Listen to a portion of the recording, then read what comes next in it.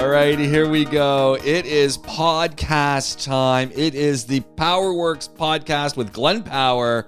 We are coming to you from the PowerWorks garage, and we're going to solve, your motoring dilemmas. Oh. I was going with nothing. Going with nothing? What do you mean we're going with nothing? That's just not possible. I don't know about solving things, James. We're going to make it all work. We're going to make it work for everyone. That's what it's all about. That's what we do. All inclusive. We talk cars. We talk the automotive industry. Joey Woo Woo is going to feature prominently. We're going to start things off because he claims he listens to our podcast. And he claims he's been listening to PowerWorks and variations of the CarTalk podcast for years. He's an intelligent man. He claims. Now... Oh. About what? The intelligence or the listening? Listening. Oh, okay. He claims that he listens because we have given enough advice to basically get a PhD in the automotive philosophy of automotive design, automotive choice, automotive repair. It's like we basically have the entire cornucopia of automotive things covered. Yeah, I'm going to start dishing PhDs out. Yeah, pretty much. We're going to start giving them. So Joey sends me a message. And he actually sends it to you, but he sends it to me to send to you. And I sent this one to you because he said, what do you think of the Hyundai Veloceter? Because he needs a winter car. Yeah. And don't get me wrong, he does live in a... He's got a pickup, right? Yes. Yeah. 4-wheel drive one. Yep. So instantly I'm kind of wondering, so what, you're not going to drive your red pickup truck, 4-wheel drive, monster engine, the whole... It turns out, no, it's not for him. It's for his wife. Oh, okay. Because, she doesn't want to drive her Subaru. She's got the, Again, 4-wheel drive. I guess aren't they all 4-wheel drive? I thought they were. I think they are. So, but she doesn't drive this one in the winter. So she needs a winter beater. So, okay, fine. I get that. And so they're, he's looking, so he's doing the investigation, and I'm going, okay, but the Veloster doesn't strike me as a winter car in any way, shape, or form. It's like, I mean, it's so that's my first thing is like, dude, I don't think that's a winter car, but and of course there's more going on because we're living in the world of the internet, and I'm only getting 140 character answers, and so well, I need a coupe. It's got to be a coupe, and it's got to be a 2-door. And I'm going, all right, Mustang, Charger, Challenger.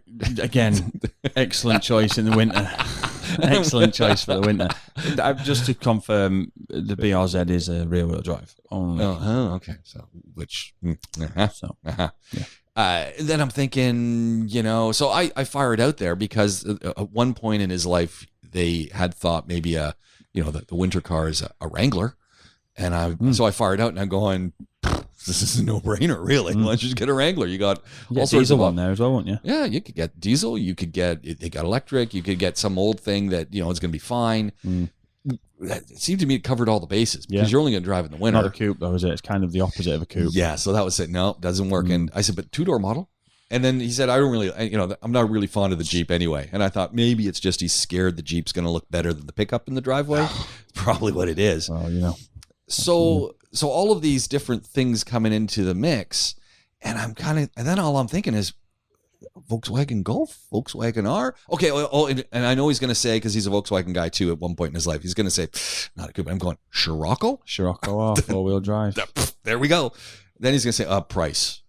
Yeah, that is a good point. But they've been making those for, you could get a 10-year-old one. That's what he's looking at. I'm thinking, get a 10-year-old Scirocco R 4-wheel drive. You're done.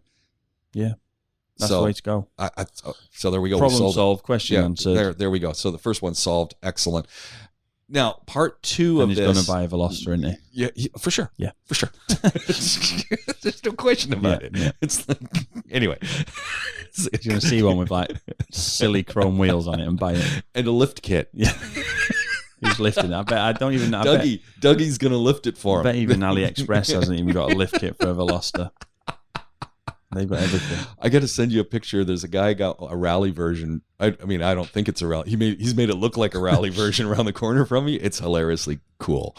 Okay, but here's the second part where I'm questioning if he actually listens to any of our podcasts, because in a previous iteration of this wonderful podcast that everyone's listening to at this moment, thank you very much, by the way, for your patronage, and both of you. Keep sharing. Yeah, both of you and Mom.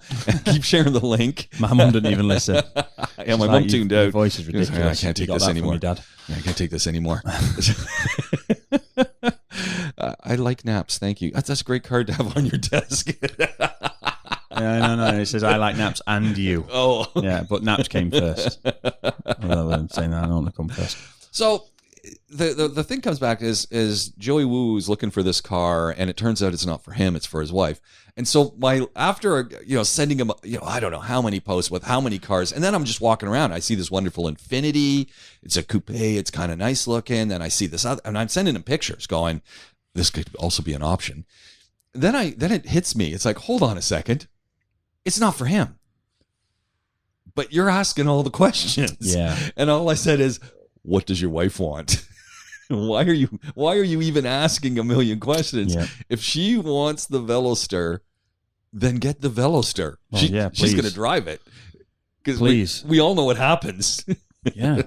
I mean, if somebody tells you, whether it's your husband or your wife or whichever way inclined you are, if your partner tells you, I want that, and it's your decision or your option or whatever it is to buy the actual thing, whatever you buy that isn't that, the first time something goes wrong, it's because you didn't buy them the car they wanted. Yeah.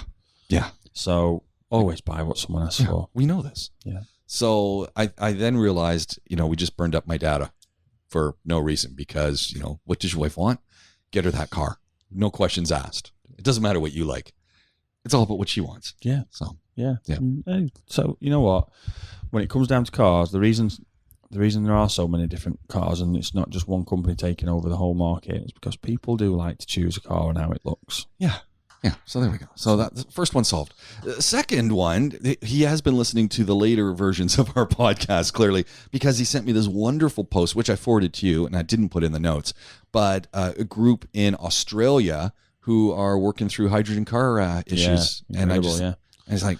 Yeah, I'd seen it on Flipboard. Right. And, talk about broken record. We've been talking about it for years. And it's always been, always been the future, in my opinion. I remember it was a Stephen Hawking documentary series at least 12, 13 years ago.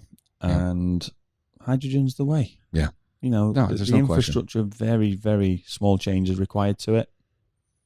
There we go. Let's do it. There's people commenting on these articles, right? This is actually what I was going to send you, and I wish I had. Somebody commented saying that sounds really sensible to use a hydrogen car in the winter when it's putting water out the back when the roads are already icy. What are you talking about? What? Yeah.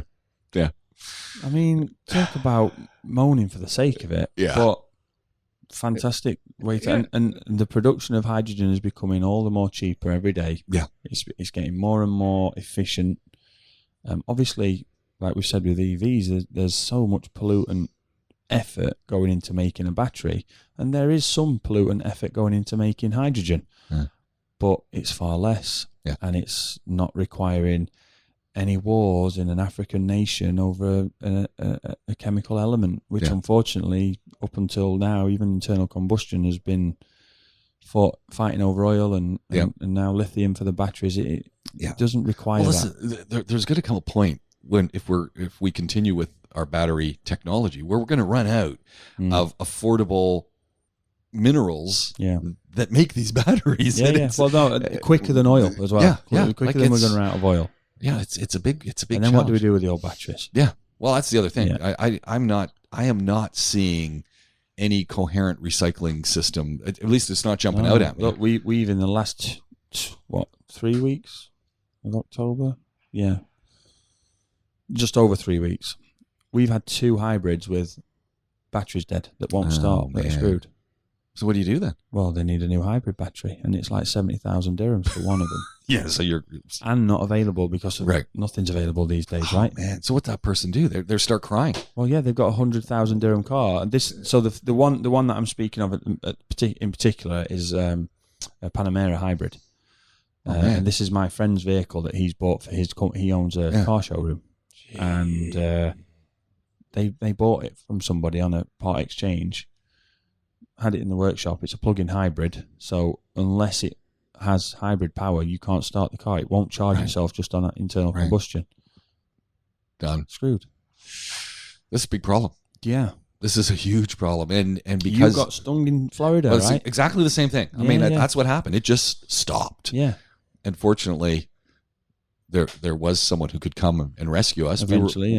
We were in the Keys, but still, we were in the north of the Keys on a back road, eaten by alligators because your hybrid car. No, the guy who pulled us out. You remember the guy, Bubba? I don't remember his name, but he might as well have been Bubba. Yeah. A redneck guy, clearly. Because he was giving me the ones up and over because of the shirt I was wearing. It's like, dude, he said, "Oh, yeah, you guys are really lucky because last week we were pulling someone out of the off the shoulder here, and there was a giant snake." Oh, I'm sorry, but I think, especially the fact that you were in America at the time, you should have gotten bitten by this anaconda and then sued Toyota because it's their fault. Exactly. The Prius is their idea and it's their fault. Oh man! But no, this is a huge issue that it's happening to people, and that's an expensive car. Look, this isn't a big work. I haven't got a big garage. We see maybe between the two sites. Obviously, we will fix it, throw the numbers off a little bit, but we might see, let's say, 50 cars a week, 50 individual cars a week. Yeah. In that 3-week period, I've seen 150 cars. 2 of them have been hybrids with a battery problem. Yeah. Yeah. Now, obviously, we only see cars with issues, but there's not that many hybrids. Yeah. And there's 1,000 garages, so how many other people are seeing one? Yeah. So, and the other thing about the hydrogen. And again, it's easy to sort of sit here saying, I told you so, when we haven't even actually got proof that it's going to catch on yet. But the actual way that the hydrogen is combusted, not only does it not give any carbon out whatsoever, not only does it give pure water out the back, it purifies the air that's burning, that's being used in the combustion process. Yeah. And look, the joker who's saying, well, what about the water coming back? Like, you can put a collection system on it. There's water coming out your car anyway, my friend. Yeah, there's condensation all the coming out your exhaust. All the time. All sorts of things coming out your exhaust. You have a little collection system, built into the back. Then you got some great drinking water. It's just like... It's not like 20 gallons is coming out. I know. What do they think it's going to be like? The guys down the beach with the jet packs off the jet ski. Like, what's going on? But it's the future. I mean, nothing has to change. No. The petrol station becomes a hydrogen station. Yeah. You just put a different tank in. Like, you don't have to run copper cables. You don't have to put charging stations everywhere. I mean, now, when you go to the shopping mall, I remember, so I think it's stopped now, but DEWA initially here did a great initiative where all electric vehicles were free to charge in public places, weren't they? I think that's all stopped. The shopping malls, anywhere on the side of the road. I think it's stopped now. Yeah, I think so. Still very cheap. But, but it was a great initiative. But you'd see them. The spaces were painted green. They had the charger there. No one ever parked in them, right? Now they're all full, and every other car in the actual normal car parking is an EV. Yeah. There's not so enough many of charging them around. Stations. So many of them around. Just in my neighborhood in the morning. And you really notice the EVs at night or very early in the morning when it's dark because you see the lights on the chargers. Yeah. And I mean there's half a dozen on my block. But you've got a problem here because this is a city and it's a very, very densely populated city in areas. Yeah. You take somewhere like Dubai Marina, something that everybody around the world has seen a photograph of. How do you charge all the electric vehicles in a 5-6 story basement car park? Yeah, no, you've got to be running charger cables. You just can't do it, right? Yeah. The investment required for that. Now, I'm not saying EVs don't have a place. I think they do. I like driving them. They are growing on me massively, but I just think hydrogen's such a better option right now. Yeah, I think it's kind of jumping. We almost need to make that jump, that technology jump. And EVs are sexy and they're convenient and everyone's jumped on the wagon. But hey, let's think long term. And look, I keep coming back to it. I say, look, an EV in Finland, an EV in Sweden makes total sense. Maybe even an EV in parts of Canada makes great sense. Not in Saskatchewan because a lot of coal energy used there. But you pick out Ontario, Quebec, places where they're using nuclear, places Clean where they're energy, using hydroelectricity, and that's where Sweden and Finland were. So much hydro out there. Yeah, it's clean, and so I love EVs, but if it's dirty energy making them, then I have an issue, because you're putting the carbon out onto another point of the chain of. But you can't, if you the simple way, and most people listen to this, I would guess, have some kind of interest in cars. Yeah. But if you've ever owned a car and thought about putting a big stereo and a big set of speakers in it, one of the things you'll probably have noticed when you did that is you had to put a big thick cable from the battery to your stereo, because it was drawing so much current for the speakers. Yeah. Now, that's just for a 45 watt output. Yeah. Think about these chargers and how much power they take for these batteries, and then think about, well, I might have a building that's got 200 of them in. Yeah. How much cable do you need for that? Well, and just think of the upscaling of your input. Upscaling. You've got to dig the road up to put the cables under it. That's done with heavy equipment, manpower, closing roads, which put detours in, which mean that people are driving further. So therefore, there's extra carbon created because of the extra driving that people are doing to go around these roadworks. These aren't 2 and 3 hour operations either. You've got to just switch the grid onto a different. Yeah. It just doesn't make any sense to think that we can swap everybody to an electric vehicle. Now, I'm not saying everybody ever thought that's in the position of, a CEO of a vehicle manufacturer, but the way it's perceived by a lot of people is that everyone will have an electric car, and it's really not feasible or viable. And in a time where, people are making personal cuts to their own budget, money they can spend on themselves and their children and their families, it makes zero sense to me to spend a lot of money on infrastructure that's not needed, when if we go hydrogen, you just change the tank at the petrol station. Yeah. I mean, I'm simplifying it a little bit, but the tank, the hoses, and the actual nozzle, and the refill time is the same as filling your tank with petrol. So who? It's just such it's a head scratcher. Yeah, it's taken, but again, well, people saw an opportunity to make money from lithium, and everything else went that way. Now, Elon Musk's taking over Twitter, he might get bored of cars now. Yeah, no, but conspiracy theories abound, and we've got all this old technology that's tried and true, and people are reaping the benefits from this old technology. Yeah. And I'm talking internal combustion engines. Tweak them a little bit, but they're reaping the benefits because all of the core developments all happened over the 100 years. It costs nothing now. Look, I mean, we don't want to stop making those things. You take let's use the example of a VW today. Everyone knows about VW and emissions, but if you take a petrol Volkswagen today and the equivalent even 10 years ago, the difference is night and day in terms of the way that it's polluting and how, it genuinely has been improved massively. You think about what old car, we get them in all the time. Think about what an old car smells and looks like when it's running. That's my cars. No, I'm talking like a proper old car. Okay, proper old car. like Okay. like V8 Trans Am that's kicking 180 horsepower out. Yeah, gotcha. But you've got that. They have quite an odor. Yeah, yeah, it's raw fuel and rainforest acid. But you've got all of that progress, but it eventually, and we are at that, and we have been at that, it's starting to plateau. But there's still improvement in the last decade. I'm not saying that it can't be improved, but there is a limit.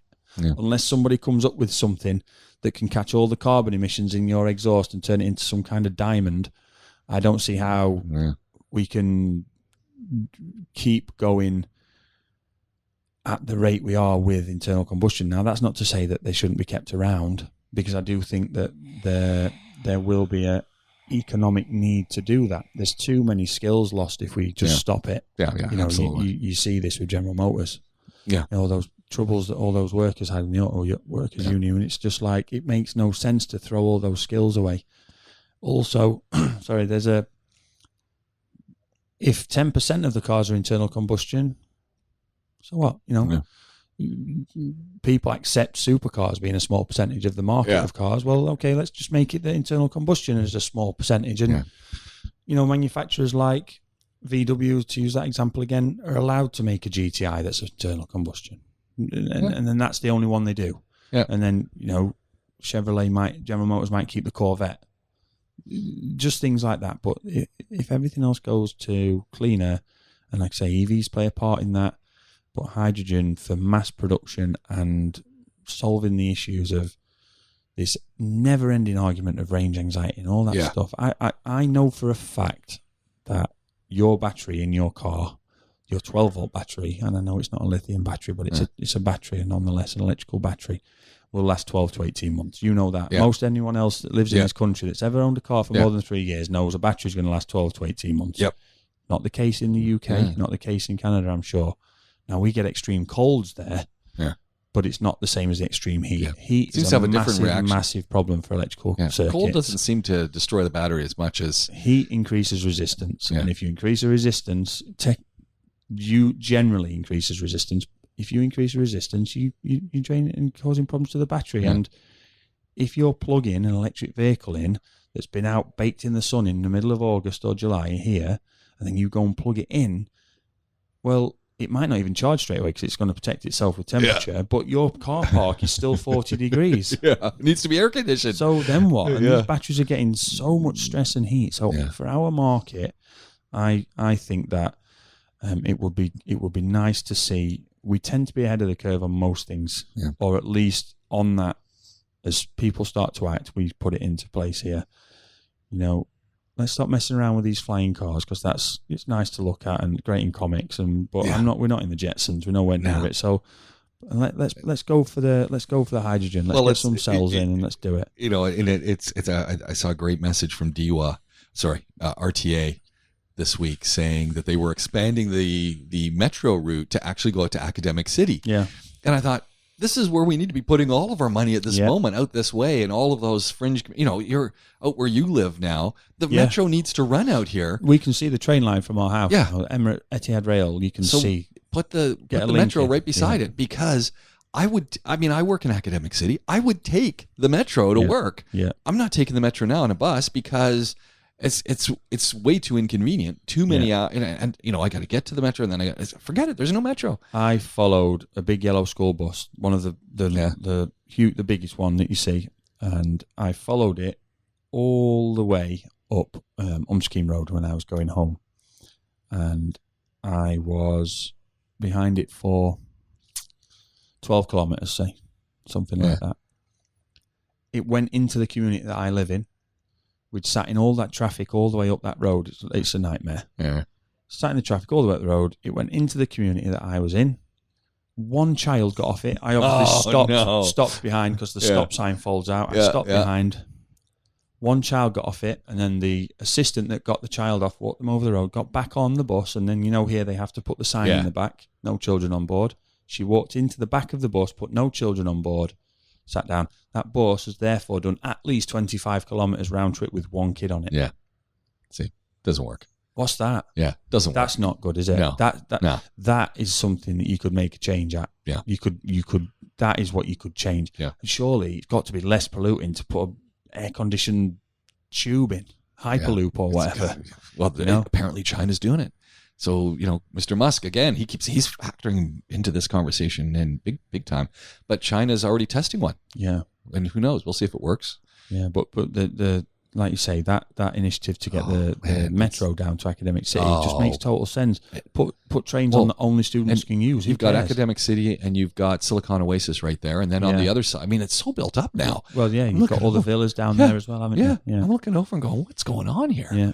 Where'd all these houses come from? That's crazy. It's just crazy. But it needs a metro link. It needs that. Yeah. They were saying another 20 kilometers, and then put the link across to where the lagoons they're building up there. Like someone said, "Would you live there?" I said, "I don't know. It's one road in, one road out." I said, "It's not very inviting at this moment." No, metro changes it though. Yeah, Metro Link. I might do it. Yeah. So it's like driving in this morning. Driving in car admiration moments. Was so basically I was coming this morning from Academic City, then coming up, and are you out of power? Did I unplug you? No, we're good. No. And I'm up. I come up behind a car, and first of all, I'm not sure what the car is, but I get close enough, and I see the badging on it. It is a new Yaris.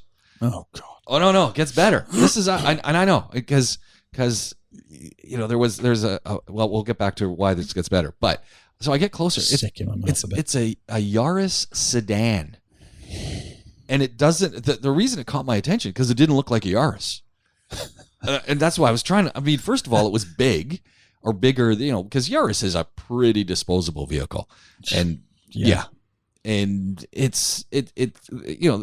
does the job. I'm not going to say it's a bad vehicle because it's not, but it just does. It's very utility. It's nothing you would aspire to own, but it's a great little start if you need something for a couple days or whatever. Your first little vehicle for your kids, maybe they've got their licenses. It would be an okay vehicle. Yeah. But this sedan, this saloon, first of all, it was just big. I mean, bigger than a typical. I mean, Yaris is a small vehicle. This was fairly large. And second, it actually had some styling. So I had to take a second look and go, styling. I know. It and so I kept looking to go, this is really a Toyota? Because it looked more like a Nissan. And it had more of the lines. So ipso facto, you've just said that Nissans are more stylish than Toyotas. Well, maybe. Shots fired.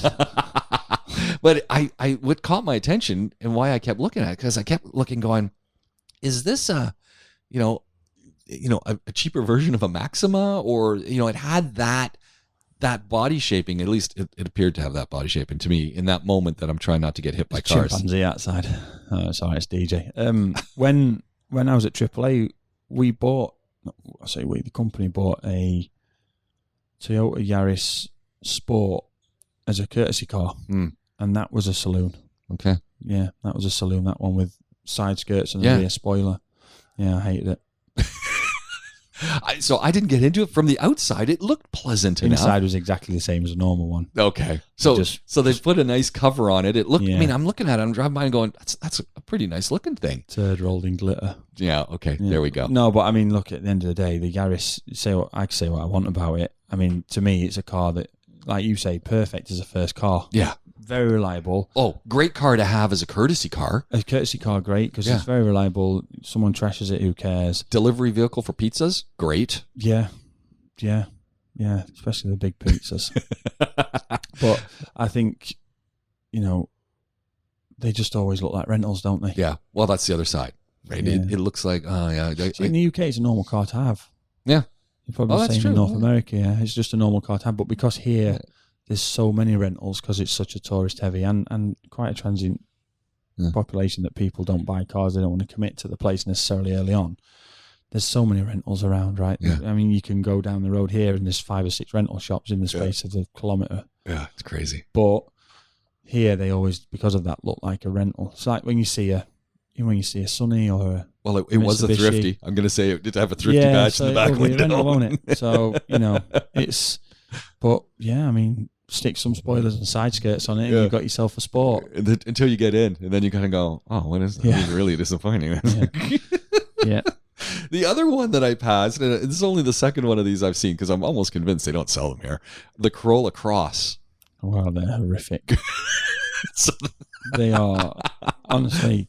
So I had to take a second look because I'm going, is this a Honda? Struggling. Is this a Honda or is this a Corolla? Yeah, it's like that. What's the Honda CHR or whatever it is that's got like the glass on the back that's then got another piece of glass underneath it. But I don't understand. I mean, it's obviously built on the Corolla frame, but it doesn't look like a Corolla. And I haven't been inside. This was just admiring from the outside. And I guess it's the same kind of thing. You get in, it's like, oh. Same inside, yeah. I think it was is it a Nissan do the kicks? Yeah. And then you get in it, and it's like a Sunny. Because that's all it is.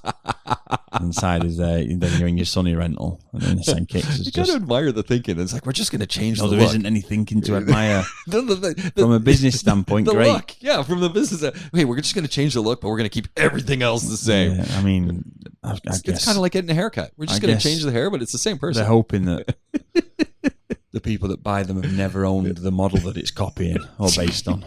Or they really loved that, and this is just, it's like home. I'm getting into this. It looks different on the outside, but it's home on the inside. I don't know about that, James. I mean, have you given up at that point, do you think? You must have.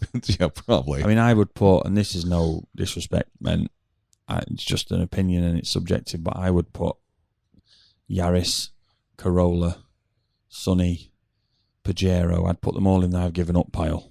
So the look, car that you need, I just need a car, I don't care. One of the sites that I locked onto a little bit earlier as I was thinking about this was the top 10 vehicles sold in September in Europe. And Yaris comes in at number 5. Yeah, I mean, I cannot believe, number 1. I can't either. It's a Tesla Model Y. It's like, really? And it's like a ridiculous margin as well. Yeah. It's like, what? How can that be? Yeah. Peugeot 208. That one I can get because of, they're mental in France, aren't they? And I drove one of those in France. The Dacia Sandero is never also, driven one of those. It's not a surprise, but it looked good. Sells well because it's a Renault. But the Renault and Dacia Sandero share a lot of stuff, but it's so cheap. I love the look of it. It's so cheap. See, I'd own one of those just from the look of it. I didn't see the inside, but I thought, well, you know what? That's number 4, obviously. Skoda. Okay, anytime. That's a fantastic improvement, like a 200% rise over the year before. Yeah. 17,000 units. I mean, and it is a good car. It's a really nice looking car. The only thing, it's essentially a Volkswagen, though, right? Yeah, it's a VW. Yeah. So the Octavia is the, pretty much the Jetta, isn't it? So that's quite a bit cheaper. A heck of a lot cheaper. Yeah. That's why I don't. The only problem that car has is they still put the chrome grille on it, so it looks like an old man's car.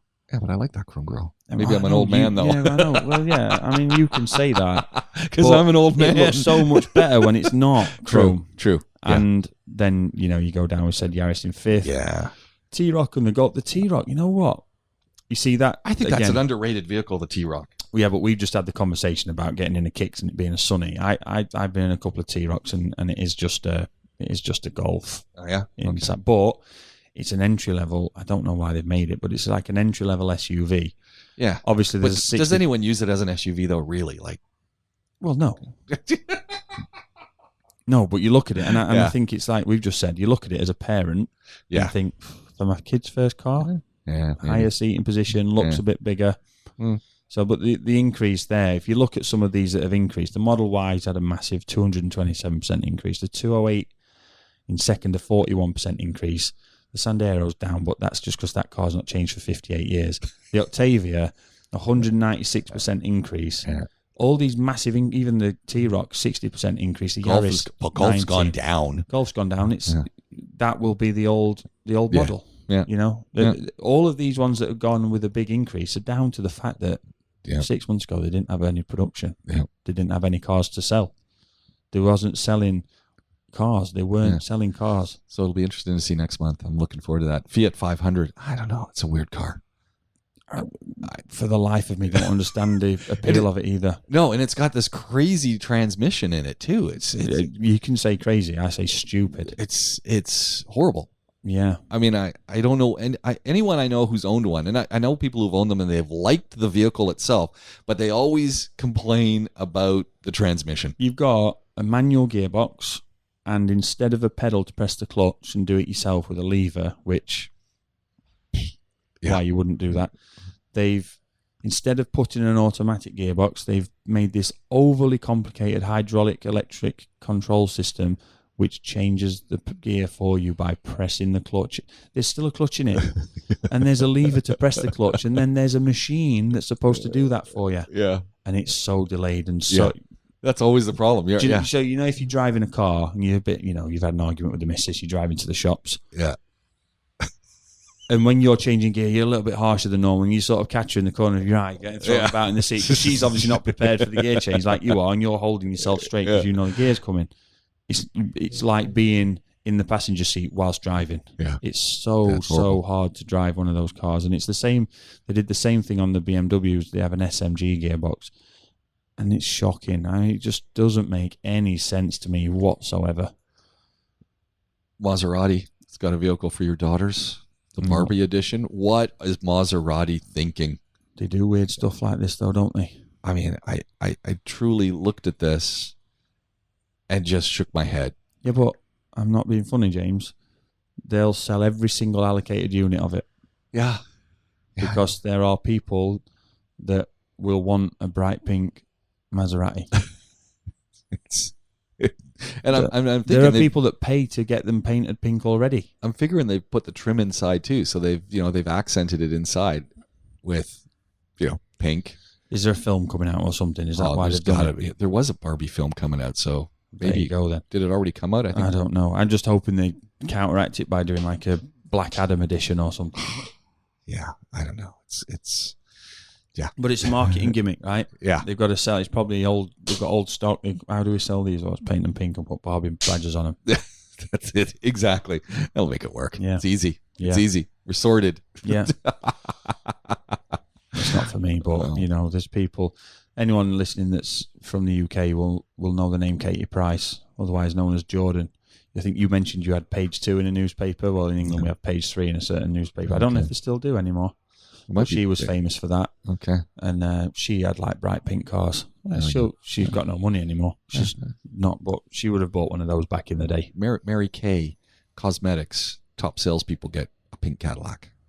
Pink Cadillac? Yeah, pink Cadillac. And so I knew a guy who I worked with here actually back in the day. He owned one, not because it's whoever owned it sold it, and he bought it, and he had daughters. They loved the pink Cadillac.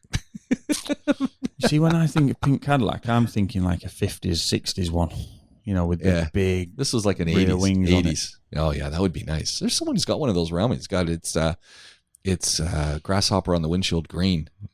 it's horrible looking color, but it's a nice vehicle. Yeah, those ones pull off any colours, actually. Yeah, well, that's the thing. You kind of look at it and you kind of go... Inspired by the space race. They can pull off a colour. Yeah. But the big lumpy 80s and 70s ones, no thanks. No, they've lost it. What's going on in the shop? You did send me a wonderful video of complaining of a steering wheel, and I absolutely agreed with you. Really mad about it, James. I know, you were angry. Really mad, right? So, you see, the thing is, it's not the customer's fault, nor is it the vehicle manufacturer's fault that I am of freakish build. So... every single car I get in, with the exception of 2 customers, I have to adjust the seat, the mirrors, everything. And obviously we try to put them back to where they were, but I still have to adjust them to drive it safely. And I can't road test a car if I'm not doing it safely. So I get in this car and I'm like, it's electric seats, electric everything else, Jaguar. And then I'm looking for the adjustment for the steering wheel. There's no lever. Yeah. I've looked for the switch. There isn't. I was thinking, why is there electric seat? But anyway, nothing. Like, there's no way this steering wheel is not adjustable. The height of the top of the wheel is right over the speedo and everything. I can't see anything. Yeah. And then there's this weird, I don't even know what it is on the side. So it's like you get the ones with where you can, the lock ones that you put on. You get them sometimes on tow bars, right? And there's a lock through the middle of it, and you twist it, and then. It's like that, like a fuel cap. What year is this car? 17. Oh, it's pretty new. Relatively new. So yet it's got 1950s technology. Looking at it, and then there's a picture of a padlock on it, open and locked. I'm like, no way. So then I feel it, and it's like, if I turn this any harder, it's definitely going to break. But this has got to be the adjustment for the steering wheel. So then what I'm doing, I've got my hand on it with my other hand under the column, trying to feel if I can feel any movement when I turn here, under here, to make sure that it is for that. And I'm not going to like eject myself from the car. And then I turn it and it's like, oh no, I'm going to break it. And I can feel that it is moving something. So I'm then trying to find a position where there's not too much tension on the column and turn it at the same time. And then it goes and it like moves and the steering wheel goes. But then it doesn't just, it's not like, there must be some form of a geared or ratchet type locking mechanism. So it then, you can't have it perfect. Right. It's got to be locked into one. And it's like, what is that? That's got to break. That must be the third one it's had if it's 5 years old. Yeah. And it's so unnecessary. Why have they done that? Yeah. It makes no sense. No. I mean, and then all the thoughts that came to my head were, how do you get this trim off then? Yeah. How do you get this trim off when you have to do any work on there? Yeah. Without breaking that rotary knob thing. And can you buy new trim? And how is this mechanism working? And how often does that break? And that's not good at all, really. Like, and this is not a Yaris. No, this is a car that you're going to spend some money on. I think in my message to you, I said it's just a typical half-arsed Jaguar idea where they've kind of tried to be different for the sake of it. Because, look, everybody knows Jaguar, Land Rover, Ford, Volvo, Mazda, they all use a lot of parts bin stuff. They all work and use stuff from each other. And economic, and none of those individually are bad brands, right? They all make some good cars. So on paper, great. But I can't think of ever having seen that in any other of those marques. So this is something they've come up with. This is our own special thing. We'll put it in the bin, but no one's buying it. We've got to have Volvo switches and Ford pedals and Mazda carpets. We're going to have our own switch for the column. Do something better than that. I mean, come on, it's so half-arsed. I just don't get it. I think one of the cars we had in the summer didn't have steering column adjustment, and I thought I was looking for it everywhere. I'm like, I'm crawling in on my back looking, it's got to be here. I'm going, no, it really doesn't have it. It's a real problem for me. That is. It was a real issue because it was going, well, this steering column's just not in a good position, but it's one size fits all. And it was like, well, okay. Some of them, I mean, most of the time, the ones that aren't adjustable, there is sufficient space on the wheel that you can always see the cluster, right? You can always see the gauges. But when you've had it, and when you're as tall as I am, it's really noticeable when you can't adjust that steering column, because then you've got to have the backrest forward so your arms in the right position, but then your legs are too close to the. It's just a nightmare. Yeah, it's horrible. Yeah, horrible. But, it just typical of the problem that Jaguar have, in that they have such a great name. Somehow still. And great pedigree. I mean, when you look back at some of the old, you look at some of these Jags and it's just, they're aspirational vehicles. They brought disc brakes to the mass market first before everybody else. Fantastic. They made the E-Type. They made some very, very good cars and have lost sight of it. Yeah. There isn't an equivalent of an E-Type in their range. And I'm not saying that times haven't changed and who wants an E-Type anymore, but there's no. You can't put them side by side. You couldn't put a current Jaguar next to an E-Type and see the breed. It's unfortunate. You can't. Even the logo's changed. You just can't do that. So that to me is just it's born out of economics, I guess. Yeah. That things are now made by committee, and there's not really much vision now in terms of making a car. You'll never get like a. And it's a bad example because it never worked, but you'll never get a Ford Edsel or something like that because people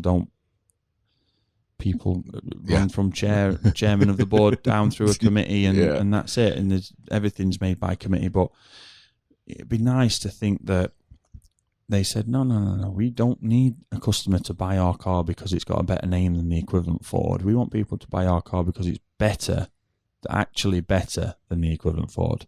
It'd be nice. Yeah.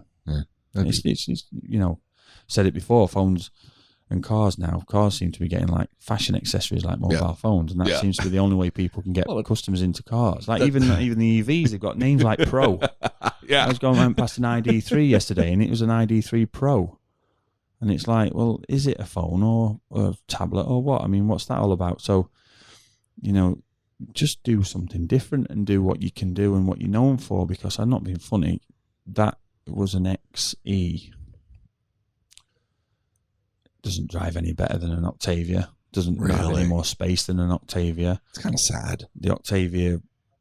That's kind of sad. When you think about it, the Octavia, you can get a VRS, so you've got the power and everything else. You can get a four-wheel drive.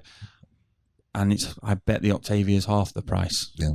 That's maybe sad. Even less than half the price. So great news for anyone that wants a good car. You go and buy an Octavia and save some money. Bad news for Jaguar, because why? Why would you buy a Jaguar?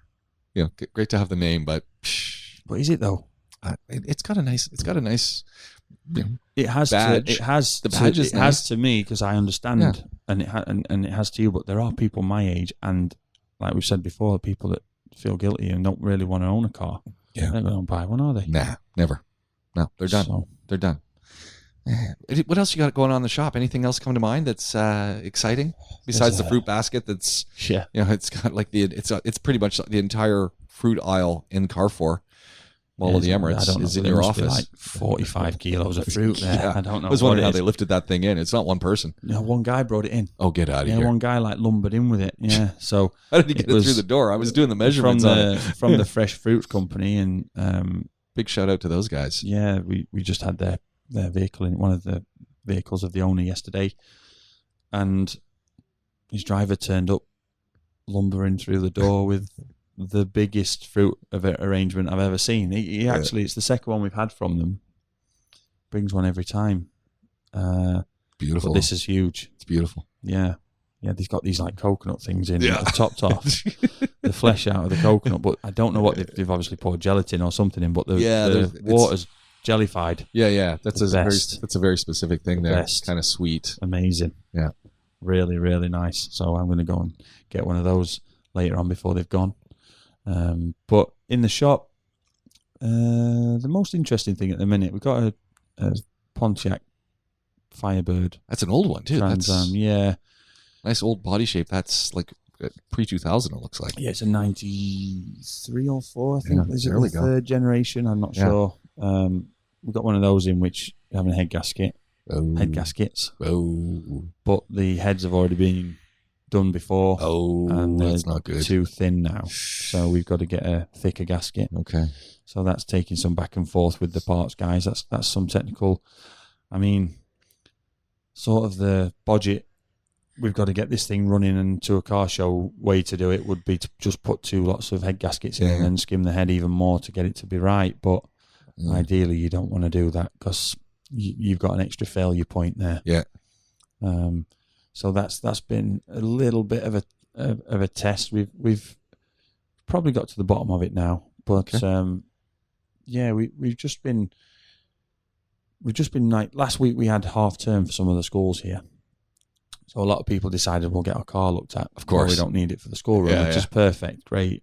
Now that's good, but we then get everything thrown at us all of a sudden. Yeah. And you do take some time to get over it, and then you've got like, that's a deadline. I know it. I have that stress every day. I've got to be at that school at that time. Because if you have to go to the reception to pick your kids up because you've been late to the classroom, that's a walk of shame. That. Yeah. So all these, parents that have got to do that, they understand they need it done. But again, trying to get parts nailed down is just... It's the bane of your existence. The parts are just terrible not available. It's just terrible at the minute. Like to the point where even classic car parts, where you always imagine there's just a warehouse full of dusty parts that have been there since the 50s and 60s. It's not the case. There's just nothing around. There's a company in the US called CJ Pony, and as the name implies, they deal with mainly parts for Ford Mustangs. And obviously they do a lot of the classic stuff. We've got a 65 fastback that is having a bit of work. It's actually in very good condition, but it just needs a bit of a fettle before the winter and it gets used again. And even those guys are struggling to provide us the parts we want. They've got parts on back order, basic things that you'd think, should have those lying around, guys, but they haven't. And then shipping them. Yeah. Shipping them is 5 and 6 times more than it was a year ago. Yeah. So, there's a lot of fun and games just moving dead bodies around the workshop at the minute because we can't get the parts and then push them out. Yeah. So you drive your car in and get it pushed out. Yeah, it's crazy. It's crazy. That's a big challenge. Yeah, but it's buy used. Become a parts manufacturer, bespoke manufacturer of parts yourself. If you can start working out how to make parts and certainly electrical parts for cars. Yeah, now's the time. Yeah, there we go. Glenn, you know what? We're going to wrap this up for another episode. Thank you very much. This has been a lot of fun.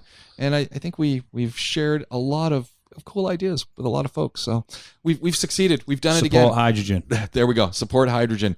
Hey, and we didn't even get a chance to talk about Borg and Beck. I always like to talk about those guys. Anyway, we'll do that again very soon. Special. PowerWorks Garage, Glenn Power joining us. We're talking cars. This is the PowerWorks Podcast. My name is James Piecowye. Talk to you again soon.